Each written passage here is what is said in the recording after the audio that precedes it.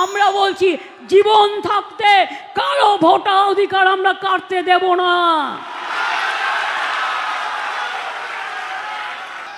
একদিকে বিজেপি, অন্যদিকে তার বন্ধু বাম,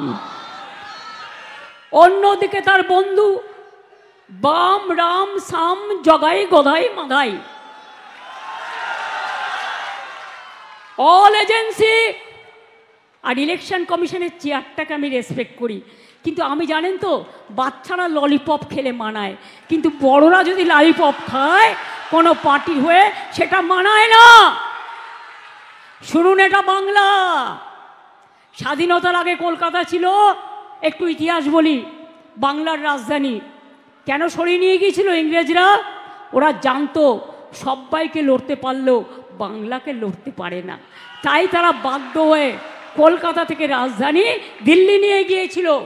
আর শুনুন, আমি আমার কথা বলছি না, গৌতম ঘোষের একটা, উনি বিখ্যাত পরিচালক, ওনার ইতিহাস জ্ঞান খুব ভালো আছেন। উনি একদিন একটা টুইট করলেন, আমি সেটা দেখলাম। উনি বললেন, আমি সেটাকে উচ্চারণ করছি, ভারত ভাগ তো হয়নি।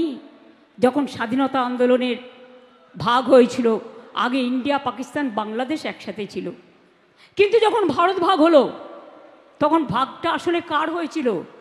বাংলা আর পাঞ্জাবের। এটা মনে রাখবেন। তাই বাংলায় কথা বলে ওপারের লোকেরা, ওটা একটা দেশ তৈরি হয়ে গিয়েছিল, ওটা বাংলাদেশ। আর পাকিস্তানেও একটা পাঞ্জাব আছে।